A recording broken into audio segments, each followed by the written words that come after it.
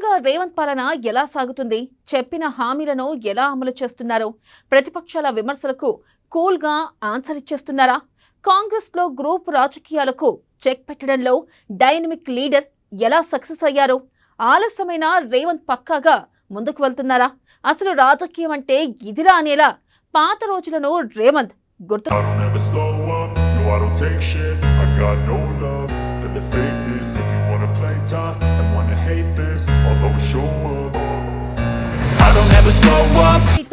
అధికారంలోకి కాంగ్రెస్ ప్రమాణ స్వీకారం రోజే ప్రజల మనసు గెలుచుకున్న రేవంత్ పాలనలో అతిపెద్ద విజయం రుణమాఫీ. ఆలస్యమైన హామీలను అమలు చేస్తున్న రేవంత్ పాలనపై ఆగని బీఆర్ఎస్ విమర్శలు. గ్రూపు రాజకీయాలకు చెక్ పెట్టిన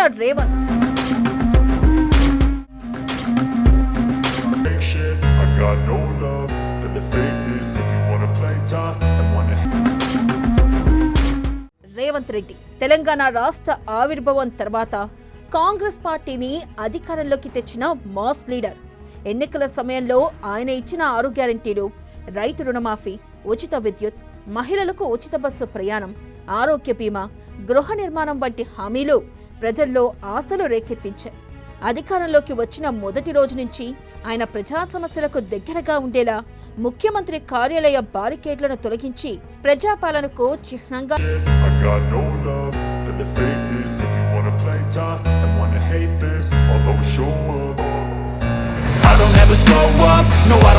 రేవంత్ ప్రభుత్వం యొక్క అతిపెద్ద విజయం రైతు రుణమాఫీ. 2024లో 25 లక్షల రైతు కుటుంబాలకు 21,000 కోట్ల రూపాయల రుణమాఫీ చేసినట్లు ఆయన ప్రకటించారు. ఇది దేశంలోనే ఒక చారిత్రక చర్యగా నిలిచింది. అంతేకాక హైదరాబాద్ను అంతర్జాతీయ నగరంగా మార్చేందుకు జపాన్లోని కీటాక్యూషు నగరంతో ఒప్పందాలు కుదుర్చుకున్నారు. ఈ ఒప్పందాలు ఆర్థిక వృద్ధి, 0 ఉద్గారాల లక్ష్యం, యువతకు నైపుణ్య శిక్షణ వంటి అంశాలపై దృష్టి సారించాయి. మూసీ నది పునరుజ్జీవన ప్రాజెక్టును కూడా ఆయన ప్రతిష్టాత్మకంగా చేపట్టారు. ఇది హైదరాబాద్ను పర్యావరణ సమతుల నగరంగా మార్చే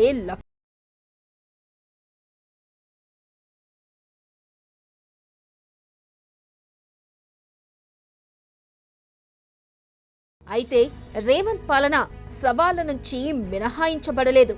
బీఆర్ఎస్ వంటి ప్రతిపక్ష పార్టీలు ఆయన పాలనను 20% కమిషన్ పాలనగా విమర్శిస్తున్నాయి. భూముల క్లియరెన్స్, గేటెడ్ కమ్యూనిటీలకు అనుమతుల్లో అవినీతి ఆరోపణలు చేస్తున్నాయి. రైతుల పంట కొనుగోళ్లలో జాప్యం, వర్షాల వల్ల పంట నష్టం వంటి సమస్యలపై కూడా తీవ్ర విమర్శలు వచ్చాయి. అమరవీరుల కుటుంబాలకు ఉద్యోగాలు, పెన్షన్ హామీలను నెరవేర్చడంలో ఆలస్యమని ఆరోపణలు ఉన్నాయి. రేవంత్ రెడ్డి ప్రజాస్వామ్య విలువలను కాపాడడంలో విఫలమవుతున్నారని కొందరు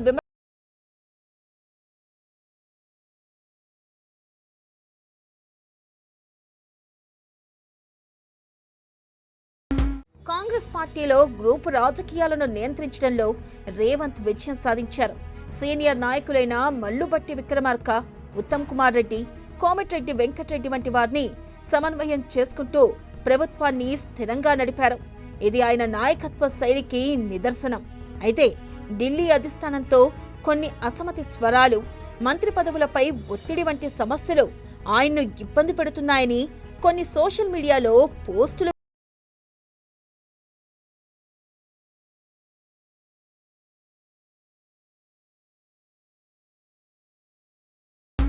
రేవంత్ రెడ్డి పాలన ఒక ఏడాదిలోనే మంచి చెడు 2 అంశాలతో ముందుకు సాగుతుంది. రైతు రుణమాఫీ, అంతర్జాతీయ ఒప్పందాలు, యువతకు నైపుణ్య శిక్షణ వంటి చర్యలు ఆశాజనకంగా ఉన్నాయి. అయితే అవినీతి ఆరోపణలు, రైతుల సమస్యలు, హామీల అమలులో జాప్యం వంటివి సవాళ్లుగా నిలుస్తున్నాయి. మరోవైపు కాంగ్రెస్ సర్కార్ తీసుకొచ్చిన సన్నబియ్యం పథకం ప్రజల చేత జేజేలు కొట్టిస్తుంది.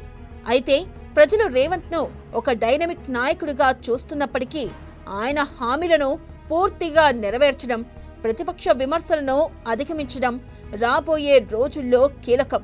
ఈ పాలన ప్రజల ఆకాంక్షలను ఎంతవరకు నెరవేరుస్తుందో చూడాలి.